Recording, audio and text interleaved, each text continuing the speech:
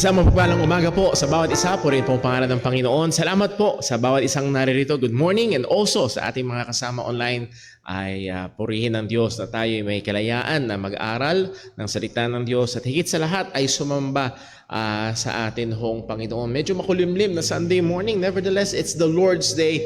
And tayo ay nagpapasalamat sa Diyos. It is the day that the Lord had made. And we will rejoice and be glad in it. Pag-pray ho natin, marami tayong mga kapatiran na may mga karamdaman at medyo nauuso yung dengue and so on. So, pakisama natin sa prayers ang bawat isa. At muli ho, kung meron tayong mga prayer requests, please do let us know.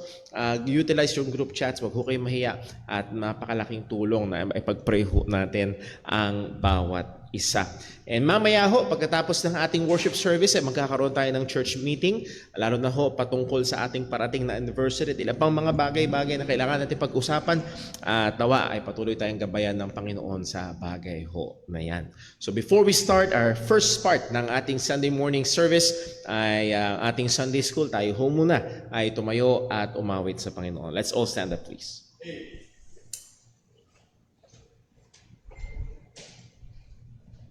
Magandang umaga po sa ating lahat. Tayo po ay umawit sa Panginoon. Awitin po natin, Books of the Bible.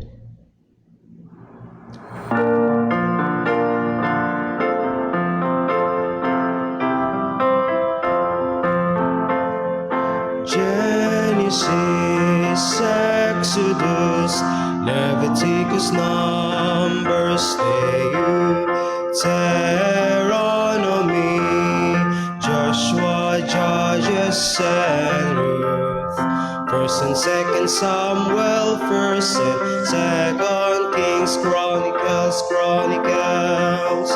Ezra, Nehemiah, Esther, Job, and Psalms, Proverbs, Ecclesiastes, Song of Solomon,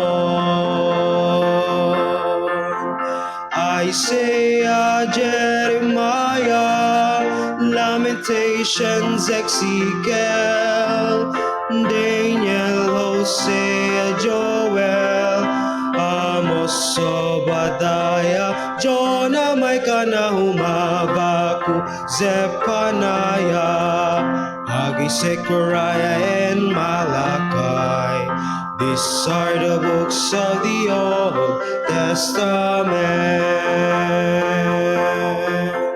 Matthew, Mark, Luke, John, Acts, Romans, 1st and 2nd Corinthians, Galatians, Ephesians, Philippians, Colossians, 1st and 2nd Thessalonians, 1st Timothy, 2nd Timothy, Titus, Philemon, Hebrews, James, 1st Peter, 2nd Peter, 3 John, Jude, and Revelation.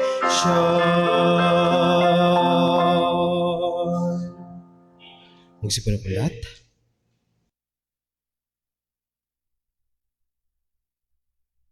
Amen. So that is the 66 books of the Bible, and we believe in sola scriptura, and that is the basis of our faith and practice. So tayo ho'y dumako sa atin hong pag-aaral, and Lord willing, I aim na this is the last lesson about the fourth commandment, and hopefully we will be able to go through all the materials this morning at nawa ho ay lalong maging maliwanag ho sa atin ang bagay po na ito. So bago tayo magpatuloy, tayo ho muna ay manalangin.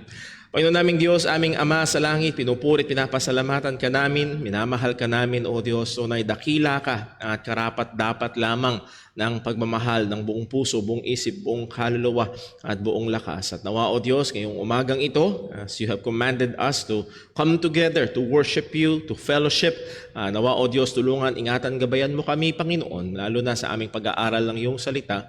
Lord, sangayon sa iyong salita, kalooban mo ng iyong mga mananampalataya ay lumago sa pagkatuto ng iyong mga katotohanan. At Lord, that's what we aim for. At dalangin ko po, O Diyos, gamitin mo po ang mga katotohanan na aming natututunan upang lalo kaming kaming banalin, upang lalo kaming hubugin sa wangis ng aming Panginoong Hesus. Patawad po, Panginoon, sa aming mga pagkakasala. Patawad, O Diyos, sa aming mga kakulangan, kabagalan sa kabanalan. Tulungan mo kami, O Diyos, sa patuloy na magsumikap sang-ayon sa iyong kalooban sa mamang kami tinawag. At Lord, sa aming pag-aaral, Ikaw lamang ang maitaas. Lahat ng ito'y dalangin namin sa ngalan ng aming Panginoong Hesukristo. Amen. So let's go straight sa atin hong lesson. Well, we have tackled Commandment 1, 2, 3. And ngayon po ay Lord willing matatapos natin ang Commandment number 4. To remember the Sabbath day, to keep it holy. And as we have said, and admittedly so, ng maraming mga theologians for many centuries, isa ito sa mga controversial at mahihirap na bagay. There are faithful believers from both sides ng atin hong pinag-uusapan. So muli, ang akin hong pakiusap ay wherever we are sa usapan na ito, let us keep on being respectful, courteous sa ating mga kapatid, but be firm sa katotohanan ng salita ng Panginoon. Well, are the Sabbath laws binding on Christians today? We have stated for the last 2 Sundays that strict Sabbatarianism or Seventh-day Adventism is not an option sapagkat wala ito sa bagong tipan. So ang nananatiling dalawang option na kung saan maraming mga mananampalataya ang naroroon ay Christian Sabbatarians and Lord's Day observers.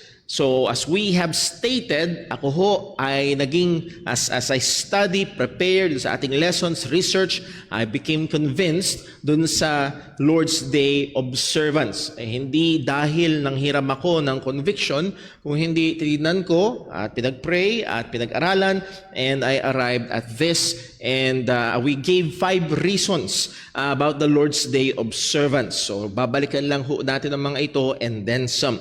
Number 1, Sabbath was never moved to the first day. If you remember, pag titignan natin sa dalawang Reformed confessions, ang Westminster and even the London Baptist Confession of 1689, ay nahandoon na ang Sabbath was moved from the first day to the first day. At ang lining division ay walang iba kung hindi ang resurrection ng ating Panginoong Hesukristo.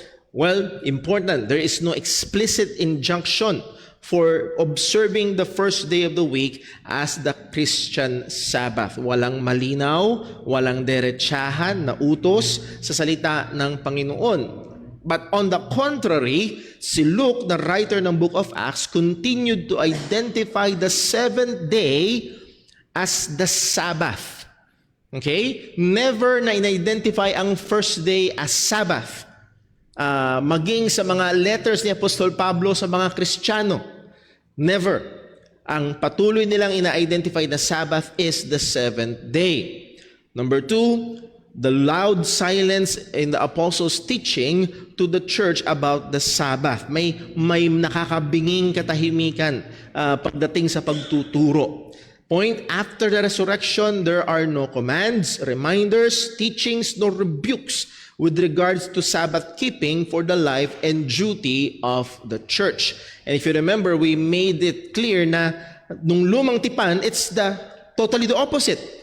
Pagkatapos ibigay ng Sabbath law sa Exodus chapter 20, there are many commands, many reminders, maraming pagtuturo, maraming rebukes patungkol sa Sabbath keeping. Pero pagdating sa bagong tipan, particularly during the time of the church, ay walang ganun. At merong mga ilan, pag nagbasa-basa ho tayo, sabi nila, well, it is a common knowledge. Common knowledge na lang sa mga Kristiyano na hindi na kailangang ituro. Well, that is a very, matinding assumption. Pero hindi ba common knowledge na masama ang murder? Hindi ba common knowledge na masama ang adultery? Bakit yun pinag-uulit-ulit? So muli ho, that is not very much likely. So, number 3, Sabbath is a covenant sign with Israel. Babalikan natin itong punto na itong maya-maya.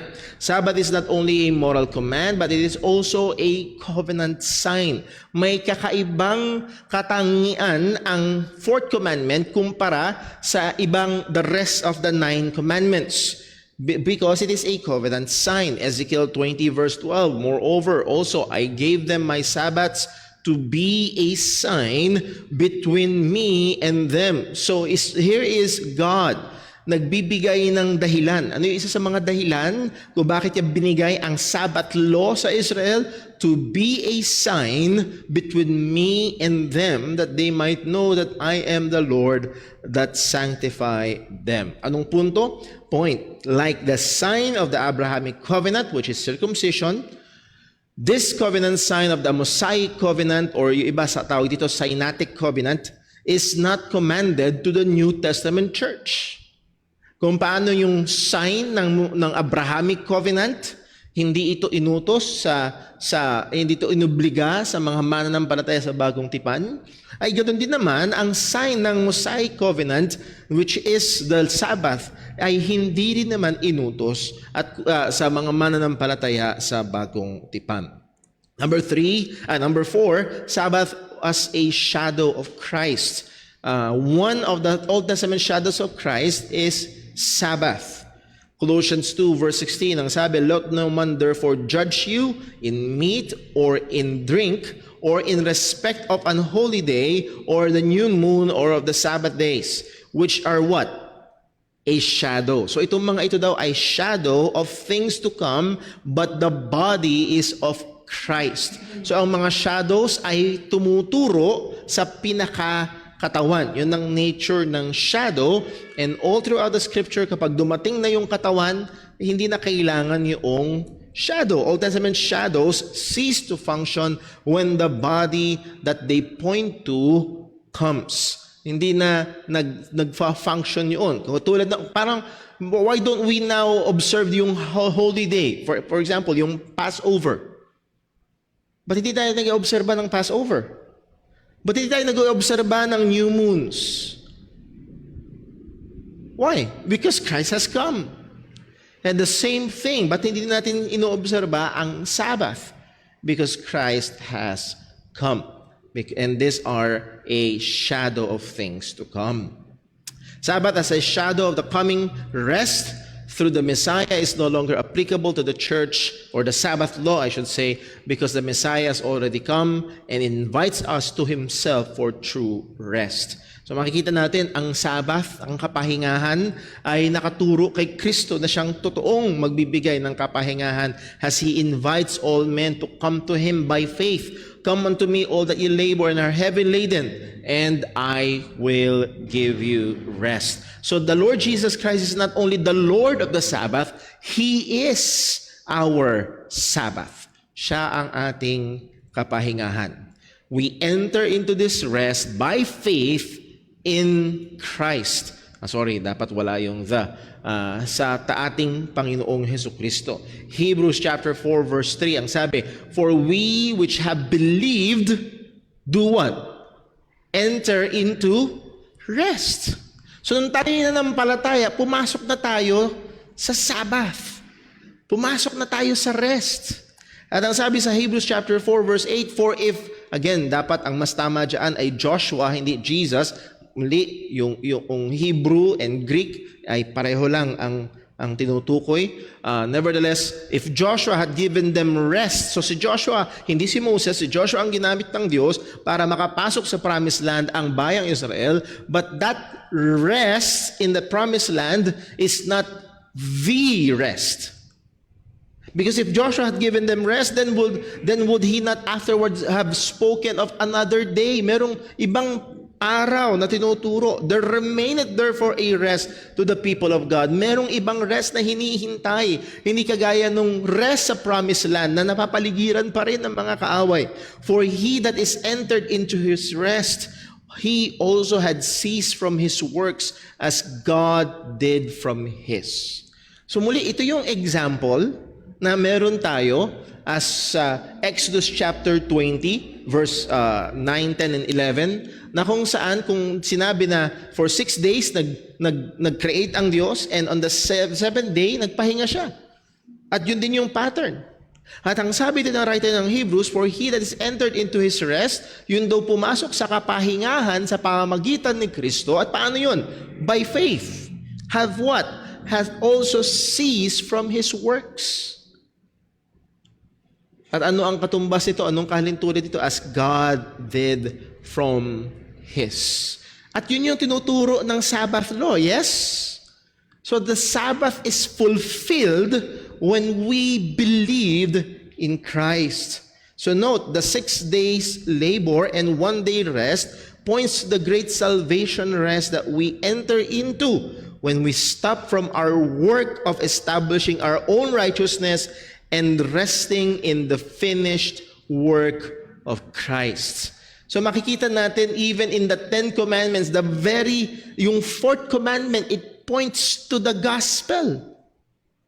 Na nagtatrabaho ka, you're trying to earn your own salvation, no, hindi mo kaya.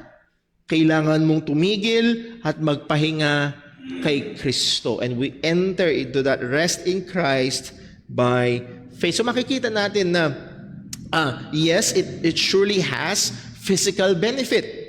Sabbath is for man. Sabi ni Kristo, it's for man's good, yes. Pero it's more than that. It is a shadow of Christ. At ang punto ay dumating na si Kristo. And number 5, actually for me, ito yung talagang nagparolyo, nagpagulong nitong kung paano ako nakumbinsi personally on the Lord's Day observance is the clear gives light to the vague. Again, napakahalaga nito pagdating sa pag-handle ng salita ng Diyos. Yung mga malilinaw na parte ng salita ng Diyos ang magbibigay liwanag sa malalabo. So yes, merong kalabuan. Paano ba natin i-deal itong Sabbath? So what we must do, we take the clear parts of the Bible and let it shed light or give a better understanding of the other vaguer passages or issues in the Bible. So here is the truth. There is no clear positive teaching in the New Testament for the church regarding Sabbath keeping. Tama? Do we agree on that? Walang clear positive. Merong ilang mga maybe implication, maybe ganito, but there's a clear negative. There's a clear negative. Ang sabi ng Colossians 2:16, let no man therefore judge you in meat or in drink or in respect of an holy day or of the new moon or of the Sabbath days. So itong malinaw na statement ni Apostol Pablo should shed light sa mga questions or maaaring struggles natin pagdating sa Sabbath keeping. Let no man therefore judge you. Sabi nga ni John Gill, since they were complete in Christ, ligtas sila, had everything in Him, the apostles' conclusion is that they should be judged by no man. They should not regard or submit to any man's judgment as to the observance of the ceremonial law. So dito even John Gill being reformed and being very much a Christian Sabbatarian, hindi niya tinitignan at medyo reserved siya pagdating sa Sabbath, 4th commandment being moral law and creation ordinance. Mamaya makikita ho natin yan. Ang sabi ni Pablo, let no man judge you in respect of an holy day, or the new moon, or the Sabbath days. This enumeration of different special days is used 6 times in the Old Testament. Nagbigay lang tayo ng 2 example. At ang sabi ng Bible teacher na si Jim Renihan, what Scripture says everywhere else, and we see that the technical exact language used elsewhere to describe a package of Old Testament days that seems to eliminate the problem. So, in 6 different passages, binabanggit na magkakasama lagi yung holy day, new moon, and Sabbaths. Okay? So, ang nung tinutukoy dito, it describes a package of Old Testament days. Paul is not talking about the absolute end of keeping any day. Okay? Hindi niya sinasabing, bawal nang hindi niya sinasabing wholesale na wala nang tanging araw. Ang sinasabi niya, that would be go too far. That is not what he says. Paul is talking about the abrogation or abolishment of all Jewish days. The Gentiles and even Jewish Christians were under absolute no obligation to observe them. Ano yung them? Holy days, new moon, and Sabbath days. So again, this is coming from a theologian na Christian Sabbatarian. At nung pinakikinggan ko yung presentation niya, bakit? Sinabi niya to tapos later on biglang nag-switch na, well, tumawid sa first day bigla yung Sabbath. Point, Paul's statement here will be erroneous, even immoral. If believers are still obligated to keep the Sabbath, whether it be held on the 7th day or the first day. Because you will need to be judged if you're not keeping the Sabbath, kung ito'y obligasyon pa rin ng mga mananampalataya. Okay? So, ito yung closing statement ko last Sunday morning sa Sunday School. I admit that there are still questions regarding the Sabbath, regarding Sabbath keeping as part of the moral law. At hindi lang ba sa moral law, even part of yung sinasabing creation ordinance. Dahil nung binigay yung sa Exodus chapter 20, verse 9, 10, and 11, ang Sabbath keeping, saan itinungtong? So, nung creation, God created for 6 days and then rested on the 7th. At yun yung pattern na ibinigay para sa atin. Now, we still need to grapple with these questions. But the clear statement of Paul in the New Testament for believers is that we are no longer obligated to observe it. Okay, so we're under no obligation. Now, merong mga questions pa rin na dapat nating i-grapple. At isa nga dito ay yung question na the fourth commandment is part of the tinatawag na moral law. Okay? At pag sinabing moral law, kung natatandaan niyo ho yung mga Sunday school natin maybe 2 months ago, isa sa mga katangian ng moral law, it is timeless. If you remember, walang time na pwede at okay lang ang murder. Even before the giving of the 10 commandments, masama ang murder. Masama ang adultery. Masama ang pagsisinungaling. Yes? And even after. Pero let me present a look from a different angle. Dahil madalas, yun yung struggle. Ako, yun yung personally, isa sa mga naging struggle ko. Well, part ito ng moral law. And it is part of the moral law. It is timeless. Now, ito ay, mamaya mababasa natin yung pangalan. Nanood ako ng very friendly debate ng isang Christian Sabbatarian at ng isang Lord's Day observer. At natuto ako. And let me just share. The 10 Commandments definitely reflects the moral perfections of God. But when God gave it to Israel, it was given as part of the Messianic or Sinaitic covenant. Ayan. So, sundan niyo ako. Yes, nire-reflect ng Decalogue ang moral perfection ng Diyos. Nakuha niyo ho? Kaya niya inuutos na thou shalt not commit adultery because God is a faithful God. Thou shalt not murder because God is the author of life. Nire-reflect nito kung sino ang Diyos. Nire-reflect nito ang moral perfection ng Panginoon. Pero, ang 10 Commandments nung binigay was not given to be primarily a moral standard, but rather as a part of the Messianic or Sinaitic covenant. Anong ibig sabihin? Exodus 34 verse 27. Basahin natin. And the Lord said to Moses, write these words in accordance with these words I have made a covenant with you and with Israel. So ang utos ng Diyos kay Moses, isulat mo mga ito.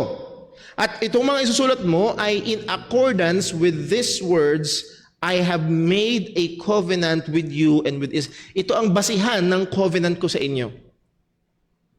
Ito yung kumbaga, siguro sa term na medyo mas maunawaan natin, ito yung laman ng kontrata. Ito yung laman ng kontrata. Verse 28, so he was there with the Lord 40 days and 40 nights. He neither ate bread nor drank water. And he wrote on the tablets the words of the covenant. So itong, alin yun? The 10 Commandments. So yes, it bears moral standard sa atin, pero primarily hindi yun. Ang Ten Commandments is the words of the covenant. It is the stipulations. Ito yung laman ng kontrata. Ito yung kasunduan natin. Dahil niligtas ko kayo, dahil tinubos ko kayo, ito ang obligasyon ninyo. Ho? Binigay siya bilang words of the covenant. Now, here's the point. Included in the words of the covenant is the covenant sign, which is medyo foreign sa atin. Nung time noon ay laging may sign ang mga covenant. Sa kontrata ngayon, merong mga pirma or merong mga mga dry seal na ginagamit and pipirmahan din. So it includes the words of the covenant. Included in the words of the covenant is the covenant sign, which is the Sabbath. Ang sabi na Exodus 31 verse 13, "Speak thou also unto the children of Israel, saying, Verily my Sabbaths ye shall keep, for it is a sign between me and you throughout your generations."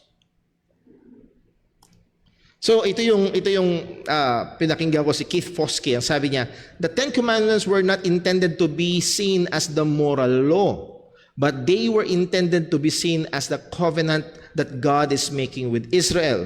And if God is making a covenant, He would include the covenant sign in the covenant document. At yung covenant sign is the Sabbath. The Ten Commandments reflect and certainly summarize God's morality, but they also serve a different purpose. They serve the purpose of creating an established covenant with this people at this time that is going to have a sign, just like Abraham's sign, which is circumcision.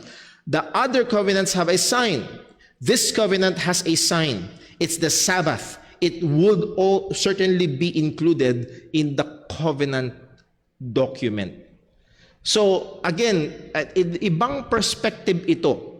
Dahil madalas, pag nagbasa ho tayo, laging Ten Commandments is the moral command. It's the moral law, the moral law, the moral law. Pero ang Diyos ang nagsabi, it is the words of my covenant. Hindi ito particularly binigay sa Israel as their moral standard. It is, pero hindi yun ang pangunahin. Binigay ito ng Diyos bilang ito yung covenant natin. And within that is the covenant sign.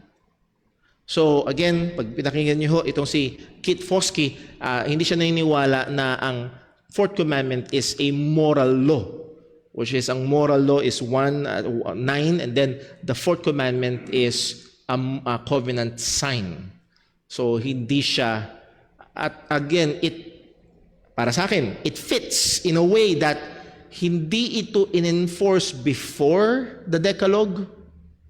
Again nga ho, may mga Gentiles na nire-rebuke because they commit adultery, they commit murder, pero walang nirebuke because they did not commit the Sabbath. Pero kung moral law ito, dapat sinaway sila ng Diyos o pinarusahan sila ng Panginoon, pero walang ganon. So again, that's a different angle. Exodus 20 verse 9, punta naman tayo sa isa pa na madalas na nagiging struggle. Well, it is a creation ordinance. It is a creation ordinance. Basahin natin ulit yung fourth commandment. 6 days thou shalt labor and do all thy work, but the 7th day is the Sabbath of the Lord thy God. In it thou shalt not do any work, thou nor thy son, nor thy daughter, nor thy manservant, nor thy maidservant, nor thy cattle, nor thy stranger that is within thy gates. Verse 11, For in 6 days the Lord made heaven and earth, the sea and all that is in them, and rested on the 7th day. Wherefore the Lord blessed the Sabbath day and hallowed it. So merong utos, verse 9 and 10, keep the Sabbath. Saan to nakatungtong? Creation. Ako nyo? Kaya madalas sinasabi, it is a creation ordinance. Na pag inunawa nyo, anong ibig sabihin ng word na creation? Paglikha. Ordinance. Ano ibig sabihin ng ordinance? Well, let me present a different look. Ordinance is a decree, rule, regulation, law, order, or edict. Okay? So, ibig sabihin, pag tinake natin yun, ang Sabbath ay inutos na nung creation pa lang. Ako ho? Genesis chapter 2 verse 1. Basahin natin. Ito yung record ng creation. Thus the heavens and the earth were finished, and all the hosts of them. And on the seventh day God ended his work, which he had made, and rested on the seventh day from all his work, which he had made. Okay? Ano ito? Imperative or narrative? Narrative ano? Verse 3, and God blessed the seventh day and sanctified it. Imperative or narrative? Pasalaysay. Because that in it he rested from all his work which God created and made them. Pasalaysay o pautos? Pasalaysay. At maganda yung sinabi, question, where is the ordinance or the law? Dun sa record ng creation. Genesis chapter 2 and chapter 1 and chapter 2. Meron lang isang, hindi pala isa. Meron lang isang prohibition ang Panginoon, huwag mong kakainin. Yung pagkaalam ng mabuti at masama. And then meron pang isa, sinabi niya kay Adan at kay Eva, therefore a man shall leave his father and mother, there is marriage, and inutusan sila, there is the covenant of works, yung pagtatrabaho, nandun na rin, and i-keep yung garden and go and be fruitful and multiply. Propagation. Nandun na yung utos ng Panginoon. Pero sa Genesis 1 and 2, listen, walang utos ng Sabbath keeping.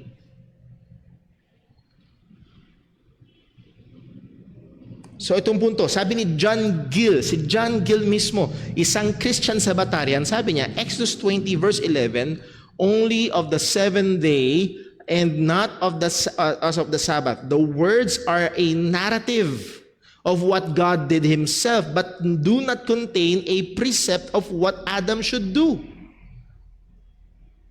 So nagsabi lang siya kung anong ginawa ng Diyos sa Exodus, sa Genesis chapter 2, nagsabi lang kung anong ginawa ng Diyos. Anong ginawa ng Diyos? Lumikha siya ng 6 na araw, nagpahinga siya sa ikapito. Pero meron bang utos? Wala. So Sabbath, ito yung a different look pagdating sa creation ordinance. Sabbath is not a creation ordinance. It is a synaptic ordinance. Binigay lang ang law about Sabbath keeping sa Mount Sinai, sa Ten Commandments, pero walang binigay sa creation. No ordinance.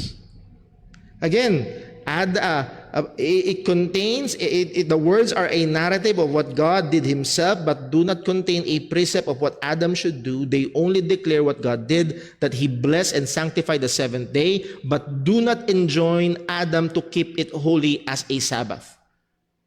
Binless na ba ng Panginoon? Yes. Sinanctify na ba ng Diyos yung seventh day? Yes. Pero inutusan niya ba si Adam to keep it holy? No.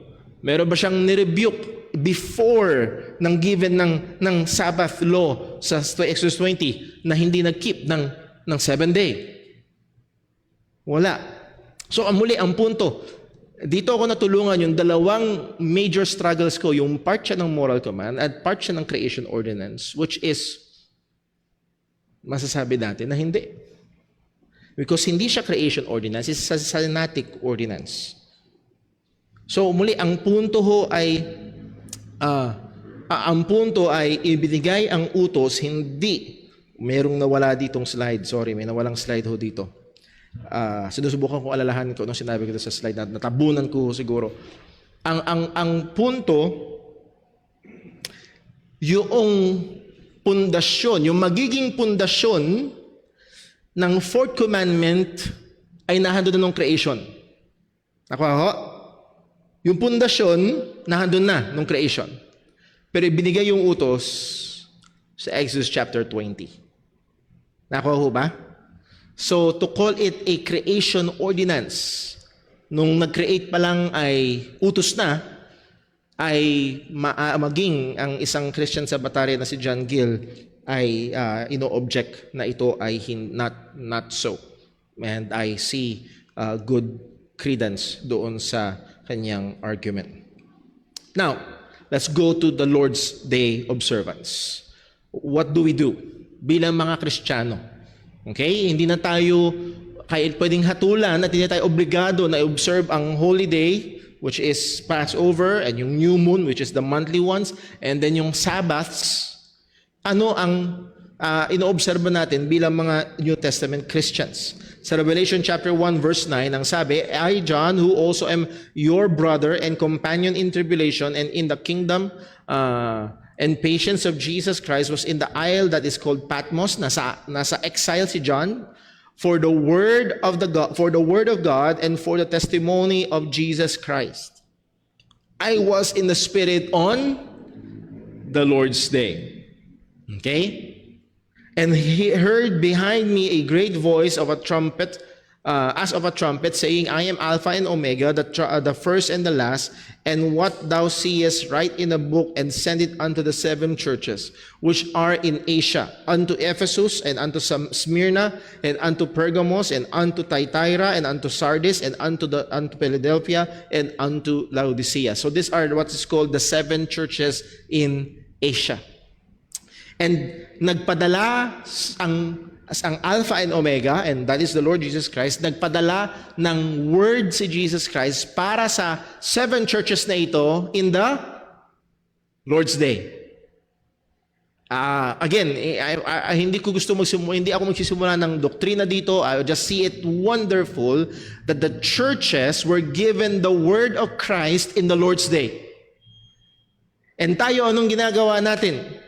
Every Lord's Day, we study the Word of God corporately in the Lord's Day. So that's just for me a wonderful pattern. This is only mentioned, the word Lord's Day, this is the only mention of the Lord's Day in the Bible. Isa lang. And admittedly so, there is not enough data in this passage to determine what day it is. Hindi sinabing Monday, Tuesday, Wednesday, Thursday, Friday, Saturday, or Sunday ang Lord's Day. Pero tinawag lang ito basta ang Lord's Day. So what do we have here? John the Apostle recognized that day. Isang sigurado, merong particular na araw na tinawag ni John na Lord's Day. Okay? And it is assumed that the primary readers of this letter was able to identify what day it is, or it was. Nung nabasa nila ang book of letter ni John ng Revelations, nung sinabi niya, I was in the Lord's Day, I was in the Spirit in the Lord's Day, ang assumption na ito, hindi magkakamot yung mga readers na anong araw yun. Okay, ibig sabihin yung mga readers, kahit hindi sinabi ni John kung anong araw yun, may assumption na para bang ganito, Black Friday. Anong araw yun? All Saints Day. All Saints Day, anong date? Anong date? November 1. Okay? Kahit hindi ko sinabi ikaw nung araw, alam natin, hindi lapat na halimbawa, pero nakapako siya sa November 1. Ang punto ko ay merong common knowledge yung mga readers. Yun yung assumption. Merong common knowledge yung mga readers na kahit hindi sinabi ko anong araw, alam nila kung anong araw ito. Merong particular na Lord's Day, alam ng mga readers kung anong araw ito. And historically speaking, believers known to be connected to the Apostle John, AD 100 to AD 200. By the way, generally, ang petsa kung kailan taon, kung kailan namatay si John, generally ang accepted date is 98 or 99 AD. 98 or 99 AD. Historically speaking, believers known to be connected to the Apostle John, that is AD 100 to 200, identify the Lord's Day as the first day of the week or the day offered unto the sun god, which is Sunday. Bumasa tayo ng ilan. Again, kailan namatay si Apostle John? Somewhere around 98-99 AD. Si Ignatius of Antioch. Kailan siya? 110 AD. 12 years, give or take. Pagkatapos mamatay ni John, ang sulat niya ay ito, those who were brought up in the ancient order of things, i.e. the Jews, have come to the possession of a new hope, no longer observing the Sabbath, but living in the observance of the Lord's Day. So, 12 years after ng writing ni John, merong Kristiyanong sumulat, Christian leader ng church, na merong distinction between Sabbath and Lord's Day. Okay? But living in the observance of the Lord's Day, on which also our life has sprung up again by Him and by His death. Justin Martyr, AD 55. Medyo matagal-tagal. Nevertheless, nasa one lifespan pa din. But Sunday is the day on which we all hold our common assembly, because it is the first day on which God, having wrought a change in the darkness and matter, made the world, and Jesus Christ, our Savior, on the same day rose from the dead. So again, just in a lifespan or lifetime, ay merong mga sulat ng mga early Christians that identifies na ang first day, Sunday, kung saan natitipon ng mga Kristiyano, and also it is the Lord's Day. Some say that it is the Sabbath. Sabi, well, Lord's Day, it's the Sabbath. Well, nowhere in the Bible na tinawag ang Sabbath na Lord's Day. At kung Sabbath ito, mas inaasahan na sasabihin sana ni John, I was in the Spirit on the Sabbath day. Mas sakto yun. Pero hindi, it's on the Lord's Day. Now, maging sa, kung tinignan natin ng kaunti ang ilang mga historical evidence, there is ample evidence from the Bible itself that the first day of the week, which is Sunday, is special and is the day that believers consistently gather together. The gospel record of the resurrection, isa sa mga mahalagang bagay na bigyan pansin na ito. All four gospels recorded and mentioned the first day of the week as the day of Jesus' resurrection. Muli, hindi lahat ng himala ni Kristo na ginawa sa Matthew ay nakarecord sa Mark, Luke, and John. Hindi rin naman ang lahat ng nakarecord sa Mark ay nasa Matthew, Luke, and John. Hindi naman, and alam niyo na ang ibig sabihin. Okay? Pero in all of these four gospel books, binigyan ng pansin, in-emphasize nila na tinukoy nila na namuhay muli si Kristo on the first day of the week after the Sabbath day. John 20 verse 19, just to give an example, then the same day at evening, kasi same day, nung morning, bumisita sila sa libingan, hindi na nakita si Jesus at nagpakita si Jesus kay Mary. The same day, first day, at evening, being the first day of the week, then when the doors were shut, where the disciples were assembled for fear of the Jews, came Jesus and stood in the midst and saith unto them, peace be with you. So we have here yung pangalawang beses na pagpapakita ng ating Panginoong Jesus na kung saan una doon sa may libingan nung hinahanap nila, and then yun sila natitipon doon sa closed doors at nagpakita ulit si Jesus being the first day of the week. The occurrence of the record of Christ's resurrection in the first day of the week in all four Gospels is significant. May halaga ito. At ito ang magiging at makikita nating basihan na kung saan ang mga mananampalataya ay nagtitipon sa first day of the week. Yes, ang pagtitipon ng mga mananampalataya first day of the week ay merong pagkakahalintulad sa Sabbath, yung ginagawa nila sa synagogue. Bakit? Sino ba ang nanguna sa mga unang gatherings ng mga Kristiyano sa Bagong Tipan? Mga Hudyo. Anong meron sila? Anong background nila? Yung ginagawa nila sa synagogue, yung ginagawa nila sa temple. At bilang mga Kristiyano ngayon, sila ay magtitipon ng first day, makikita natin na merong pagkakahalintulad. Pero hindi ibig sabihin na yung first day of the week ay Sabbath. Kung hindi, yung first day of the week ay hindi siya Sabbath, it's the Lord's Day, pero yung ilang mga ginagawa ay may pagkakahalintulad. Kailan nagtitipon ng mga mananampalataya? Acts 20 verse 7, and upon the first day of the week, when the disciples came together to break bread, Paul preached unto them, ready to depart on the morrow, and continued his speech until midnight. So mga mananampalataya nagtitipon on the first day of the week.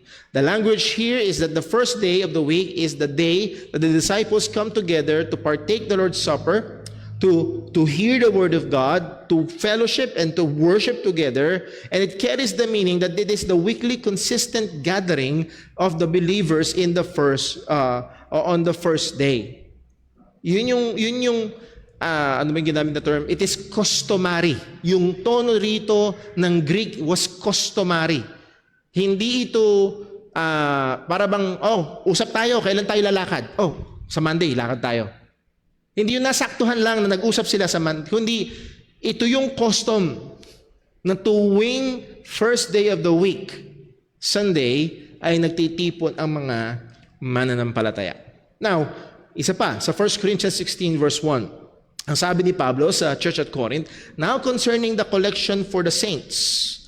Okay? Ano ang background nito? Ang mga Kristiyano sa Corinth ay nangako na magpapadala sila ng tulong sa mga Kristiyanong nangangailangan sa Jerusalem. So yung collection is for the saints. Yung mga nangangailangan. Ano ang sabi ni Pablo? Take note of these words. As I have given order to what? The churches of Galatia. Again, Galatia is a province, or was a province. At doon sa probinsya ng Galatia, maraming mga churches. Take note, churches of Galatia. So sinilatan ni Pablo ang mga taga-Corinth concerning sa collection for the saints, at ito rin daw yung sinabi niya sa mga churches sa Galatia. Ano yung sinabi niya? Even so do ye. Yung sinabi ko sa kanila, sasabihin ko sa inyo ngayon, gawin niyo din yun. Upon the first day of the week, let every one of you lay by him in store, as God has prospered him, that there be no gatherings when I come. Again, ang punto rito, Paul is giving instruction to the church at Corinth as to how they were to fulfill their desire and duty to send an aid to the brethren at Jerusalem. Paano nyo gagawin itong pagpapadala ng tulong sa mga kapatiran doon sa Jerusalem? Well, ipunin nyo ito upon the first day of the week. Magre-ready na kayo, ihahanda nyo na. Hindi Monday, hindi Tuesday, hindi Wednesday, hindi Friday, hindi Saturday. Gagawin nyo yan first day of the week. Sinong gagawa niyan? The church at Corinth. Sinong gagawa niyan? Mga churches in Galatia. Ano ang makita natin? Merong iisang practice ang mga churches na ito. That they come together first day of the week. So hindi ito nag-usap-usap lang yung church at Antioch, o nag-usap-usap lang yung church at Corinth, o nag-usap-usap lang yung ilang churches sa Galatia. No, it is the practice ng mga churches. First day of the week. When? Specific, first day of the week. The idea is to budget or to set aside. Mag-budget na kayo, iipunin nyo na, itabi nyo na, and it has already been collected. It has already been put together when the believers come together. Note, I have given order to the churches of Galatia. Sabi ni Pablo, nagbigay ako ng order sa mga churches at Galatia. The clear implication here is that the churches in Galatia uniformly, like that at Corinth, gather together every first day of the week. Merong pagkakasahalintulad ang mga lokal na iglesia nito. It is the day spent focused on the Lord Jesus Christ. It is the Lord's Day. At walang ibang araw na itinangi sa bagong tipan kung kailan ang mga mananampalataya ay magtitipon para sumamba, at hindi lang para sumamba, kasama doon yung fellowship at kasama doon ang pag-oobserba ng mga ordinances na binigay ng Panginoon, and that is the first day of the week, and that is the Lord's Day. That's why we gather together on the Lord's Day. And to be fair, Pag tinignan niyo ho yung ginagawa ng mga Christian Sabbatarians, they called the first day of the week the Christian Sabbath, and ng Lord's Day observers, halos pareho lang ang ginagawa. At sabi nga ni Keith Foskey, ang pagkakaiba lang ay ito. Ako, pagkatapos ng worship, ay pwedeng pumunta sa McDo o mag-cut ng grass. Pero yung mga Christian Sabbatarians, depende sa ano ang titignan nilang bawal at hindi pwede. Kasi dapat rest eh. At walang time for, yung iba walang time for entertainment or leisure. Hindi ka pwedeng kumain sa restaurant, hindi ka pwedeng magtrabaho ng yung cabinet mong kailangang sira, hindi mo pwedeng i-repair ng Lord's Day. Yun daw yung isang magiging pagkakaiba. And if you remember, sinabi ko na ho sa inyo, dalawang bagay na lang at dito tayo matatapos. Una, yung mga servants, muli, ang Roman Empire ay walang rest day. Walang day off. Ibig sabihin, yung mga Christian slaves, as far as they could, pipisan sila para sumamba early in the morning. And then guess what? Babalik sila pagkatapos ng worship sa employment nila at gagawin nila yung mga slave duties nila. Mag-work sila. At ang sabi ni Apostol Pablo, obey your masters in the flesh. Sabi rin ni Peter. So yung mga Christian slaves nung time ng Roman Empire, hindi sila mag-worship sa umaga and then hindi sila tatrabaho hindi pwede, paparusahan sila. Slave sila. And then lastly, magandang pinoint out din ni Keith Foskey. Okay? Pagdating sa thou shalt not murder, wala tayo masyadong hindi malabo kung ano yung bawal. Nakuha niyo? Pagdating that thou shalt not commit adultery, hindi malabo kung ano yung bawal. Pero bakit, ang sabi niya, bakit pagdating sa Sabbath keeping ng mga Christian Sabbatarians, thou shalt keep holy the Sabbath, ang labo kung ano ang bawal. Even mga among Christian Sabbatarians, nagkakaiba-iba sila. Yung iba, well, pwede kang pag ang tingin mo sa pagkakrat ng damo ay trabaho, wag mong gawin. Pero pag nalilibang ka sa pagkat ng damo, ibig sabihin hindi to work, sige gawin mo. merong mga inconsistencies and so on. So again, ito ay ilang mga bagay na magiging problema kapag tinuring natin ang Lord's Day as Sabbath. But I hope as we have looked at the 5 reasons and also we gave a different angle doon sa moral law and creation ordinance, I hope makita natin na mas maging settled tayo dito sa stance ng Lord's Day observance. With that, akala ko medyo mas magtatagal tayo, pero dito tayo matatapos. Meron ho ba may tanong? Questions or comments? Brother Boy? Sa dami ng tinalakay natin, malinaw ngayon na hindi kalooban ng Diyos na ipatupad sa atin ngayon yung Sabbath na inutos sa Israel before Jesus died. Mm-hmm. Okay? Therefore, yung mga nag-o-observe nung 7th-day Sabbath, matulad nga nung inutos sa Israel, ay mali at nagkakasala sa Diyos. Mm-hmm. Mga Sabadista or 7-day Baptist, yes. Yun yung ano ko.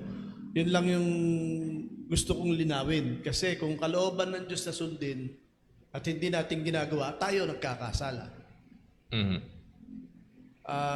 Isang maliwanag din na kaya kasalanan yun kasi itinutulad na naman ang priesthood of Jesus Christ kay Aaron o sa what you call this Levites. So hindi rin dapat dahil nga magiging kasalanan sa Diyos. Mhm. Ang sinasabi mo lang sa pag-aaral na ginawa natin, hindi dapat na ituring na Sabat itong gathering natin ng linggo. Ang Lord's Day, yes. Basta Lord's Day, This is the Lord's Day. Yun pong meron tayo sa Bagong Tipan. hindi natin pwedeng sabihin na inilipat ang Sabat sa first day of the week. Yes, dahil wala ho tayong basihan noon. Yun lang. Okay Thank po. you. Again, I understand there are, as I've said, faithful, loving Christians on both sides.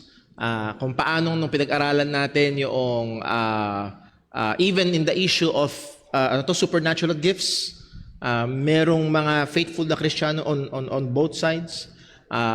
But if meron tayong masumpungan na mga kapatiran natin na iba ang kanilang view pagdating dito, they look at the Lord's Day as the Christian Sabbath. Let us be loving, let us be meek, and let us be helpful kung magagawa ho natin ng ang bagay ho na ito. Meron pa ho ba? Or Patrick? Tinitingnan ko po kung paano ko siya bubuin. Pero siguro po based po dun sa naging discussion natin, wala pong command na mag-observe po ng Lord's Day. Tama po? Walang explicit command Yes po. na wala tayo explicit command na mag-gather ng first day of the week or ng Lord's Day, pero meron tayong very explicit examples, yes. Apo, bali yung example na po yun, pwede po kaya nating sabihin na kaya nila ginagawa yun because fina-follow nila or assume na fina-follow po nila yung Sabbath. Again, we will just assume it, pero wala tayong basihan. Doon papasok, which is akala ko kasi magtatagal tayo dito sa lesson natin ngayong araw. Doon papasok yung sa akin, how do we, part pa rin siya ng Ten Commandments, but ang pinaka makukuha natin sa fourth commandment is merong isang araw na nakaset aside. Merong araw na kailangan magpahinga.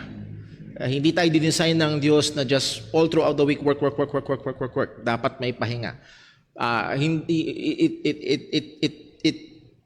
It is right to have a specific day na nakalaan para sa Panginoon. Now, is it Sabbath para sa atin? No, but there's a specific day at ang nagtangi nito ay mismong si John. Sabi niya, it's the Lord's Day. So hindi tayo ang nagbukod. Si John ang nagbukod at ang makikita natin practice ng mga mananampalataya ay on the first day of the week sila nagtitipon. Pero, yes po, naintindihan ko po yun. Pero ang nabanggit nyo rin po na yung ginagawa po during the Lord's Day observance and Sabbath is almost the same po. Tama po. In sense na those who hold to the Christian Sabbatarians, pagdating sa worship, Nga po. pagdating sa mga activities sa church, it's almost the same. Ang nagkakaroon ng malaking pagkakaiba madalas is what we do when we go home. Yung tapos na po yung services. Yung isang no? So in a way, parang connected din po talaga yung Lord's Day sa Sabbath. Tama po. Kasi halos same po siya ng ginagawa. Ang isa sa mga words na nababasa ko kapag sa is patterned. Pattern May pattern, but it's not it. May pattern siya, parang pero ginaya. hindi siya yun. Ayun. Yun lang po. Parang, syempre, may inaaral pa rin naman po natin. Yes. Yun lang po kasi wala pong specific na command sa Lord's Day pero ang Sabbath po kasi meron. Tapos halos same lang din siya na pero pinattern lang po siya. So parang sa isip ko kasi sa akin po personally parang isa pa rin po siya. Parang Sabbath and Lord's Day ay iisa pa rin. Yun, personal ko lang, kailangan pa po natin mag-aral pa po kasi. I understand where you're Kaya coming yun from. po yung parang naiisip ko, kung halos same lang din po pala. So parang connected pa rin talaga siya dahil pinattern. So, ayun, parang very minimal lang po talaga yung difference niya kung isipin po na talagang pag-alis lang po after the services. Tama po, no? Parang yun lang po yung talagang difference niya po. Well, And again, how will you look at the Lord's Day? Magkakaroon ng konting epekto yon sa mga gagawin or sa mga hindi pwedeng gawin during that day. Muli, isa sa hamon sa akin is kung titingnan ko siya as Sabbath. Diba wala, titingnan ko siya, pareho lang. Mahigpit sa loob ang tipan eh. Mayroon ba kumbaga, tayong sumasablay rin po tayo, meron no? ba tayong kumbaga meron ba tayong anong tamang salita? Meron ba tayong power na i-edit ito, i-loosen?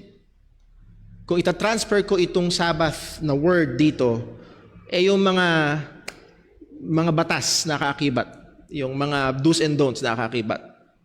Doon may malaking challenge kapag tinignan mo na ang Lord's Day ay Sabbath. So, ilan yun sa mga challenges. Okay po, thank you po. Welcome po. Siguro para hindi tayo humigit sa nakasulat. Sabbath, referring to the seventh day na inutos ng Diyos mismo sa Israel, was never abolished. Tulad din ng tithing, it was never abolished. But it was changed. Kasi of all the commandments, of all the 10 commandments, ang nilagyan lang ng remember yung Sabbath. So, never forget, do not forget to keep it holy. Pagka sabihin natin inabolish, lagot na tayo doon. Because it was never abolished. Again, kung babalikan ho natin, if we will not disregard yung mga napag-aralan natin, it was a covenant sign, just like circumcision. A question, was circumcision abolished? It is not just a covenant sign, it is also a shadow. Isa sa mga shadows ay yung temple. Isa sa mga shadows ay Old Testament sacrifices. Was the temple or the Old Testament sacrifices abolished?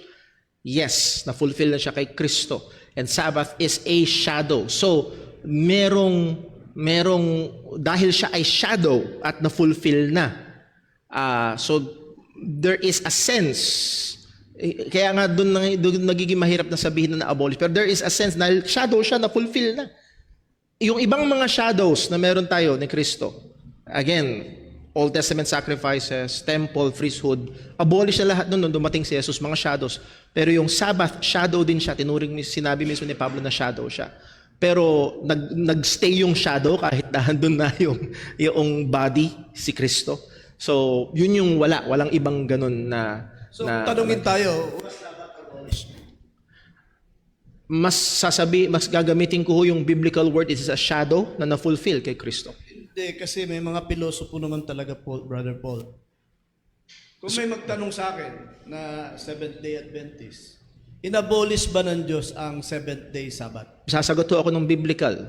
Hebrews chapter 4, 3 and 4, ang Sabbath rest na tinutukoy ay matasusumpungan kay Kristo by faith, and we enter to that rest in Christ. And Colossians chapter 2, verse 16 and 17 is a shadow na na-fulfill kay Kristo. So kung paano hindi na dapat sundin yung mga shadows, yung animal sacrifices, yung obligatory tithing, ganun din tong Sabbath keeping na inutos during Old Testament. Yes.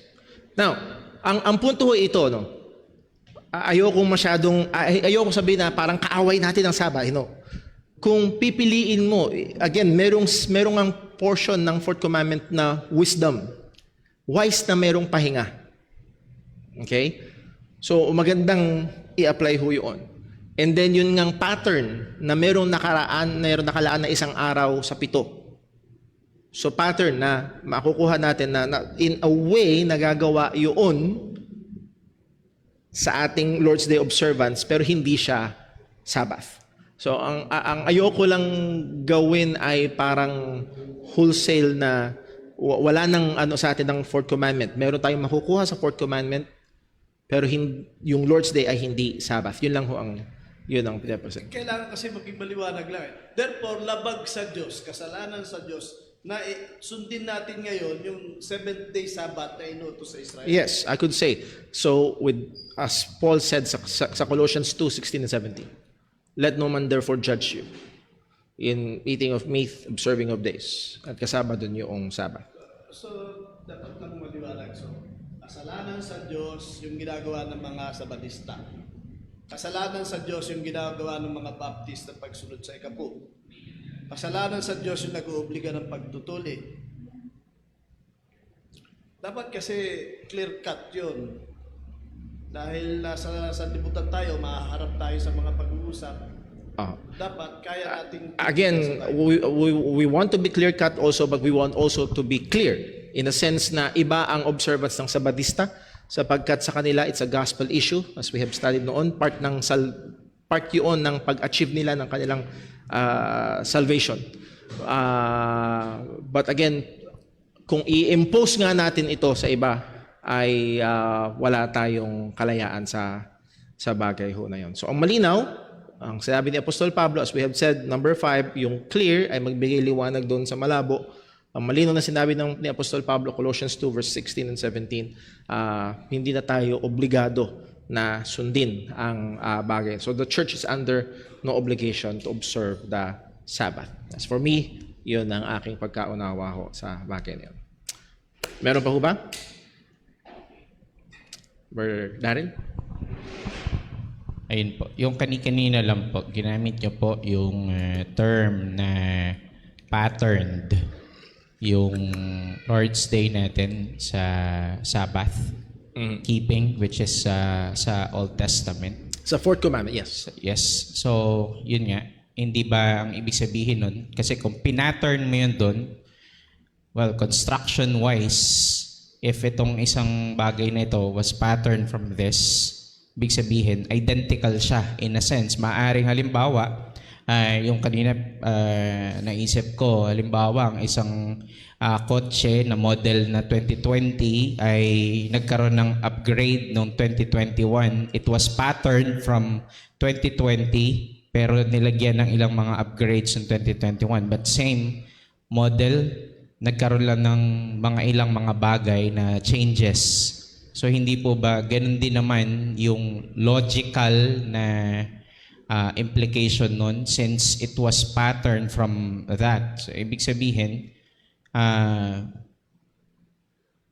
logically, yung Lord's Day is just the same as the Sabbath pero inalis yung ceremonial, in which yun nga rin po kasi yung isang aspect nung pagsamahin ko na. Yung sa Colossians chapter 2, ang context po kasi, binasa ko rin chinek ko rin ulit. Yun nga, di ba nabanggit niyo sa pagkain, yun sa ay yung ceremonial aspect nung mga bagay na binanggit doon. Kaya nga yung, kailangan ko check yung verse ulit. Ano nga po yun, nako-quote niyo yung sa sa Colossians chapter 2. Yung, let no man therefore judge you in meat or drinks. in meat or drinks, 'di ba? So nandun yung idea nung sa mga ceremonial aspect, pero hindi yung moral aspect nung Sabbath, which is yun nga, yung keep it holy. Ibig sabihin, yun nga yung inilaan ng Panginoon for worship. Yun lang po yung yung pinaka question. Now, kung susubukan kong balikan, dahil may pagkakapareho ay it is parang logical na it's the same with some differences. But hindi sa to bro, para i-challenge ko lang, well, parehong may mata, parehong may ilong, parehong may tenga, parehong may... Well, it can be a two very different animal and not the same. So having some similarities doesn't mean it's the same. Ang sinasabi ko lang na merong pattern, ng pattern is 1 out of 7. Merong isa na nakalaan out of 7 na inilaan para sa pagsamba sa Panginoon. And we see that practiced by the Christians sa New Testament, the first day of the week, not the 7th, which is consistently again in the writings of Luke na identify niya ang Sabbath na 7th day at hindi ang first day. So doon ay may similarities. May similarities sa ginagawa sa synagogue ng Sabbath. Sa synagogue, nagbabasa sila ng salita ng Diyos, kumakanta sila na nangangaral. Ganun din ang ginagawa in the Christian church during the first day of the week. But it doesn't mean that it is still the Sabbath. May pagkakapareho? Yes. Pero hindi siya tinawag ng New Testament as Sabbath para sa mga Kristiyano. Ang malinaw sa Hebrews para sa akin, sa Hebrews chapter 3 verse and chapter 4, tayo ay pumasok sa rest na yon, na fulfill yung rest na yon when we believed in the Lord Jesus Christ, when we believed the gospel. And meron tayong, so sinasabi ko nga, sana makuha nyo, hindi totally, so 9 commandments na lang pala. Meron pa ring effect sa atin ang 10, ang 4th commandment. And that is yung pattern na meron, yung wisdom na meron doon. Pero I will not, as far as for the reasons that I have stated, yung 5 reasons, even dinil natin ngayon yung creation ordinance and moral law, I will not call the Lord's Day as the Sabbath. Dahil hindi siya tinransfer. May pagkakapareho, pero merong pagkakaiba at hindi siya tinawag na ganon. So, I would rest there at tulungan nawa tayo ng Panginoon. Muli, hindi masasagot lahat ng questions. Sabi ko nga ho sa inyo, for centuries ay nag-uusap at mayroon mga discussions sa mga Kristiyano, and hopefully manatiling friendly and manatiling loving at manatiling discussions ito even among brethren, at tulungan tayo ng Panginoon na lalong maging malinaw sa bagay ho na ito. Okay? With that, let's pray. Let's pray. Panginoon namin Diyos, aming Ama sa langit, maraming salamat po sa iyong katapatan. Salamat po, O Diyos, sa iyong salita. At tulungan mo nawa kami bilang mga mananampalataya sa isang lokal na iglesia na patuloy na magkaisa, magmahalan sa Ebanghelyo. At nawa, Panginoon, ay patuloy mo kaming gabayan. At anuman, Panginoon, ang view with regards to the first day, the Lord's Day, narito pa rin, nagkakasundo pa rin kami na lahat kami ay may obligasyon na sambahin ka sa Espiritu at katotohanan. At nawa, magawa namin ito bilang mga magkakapatid.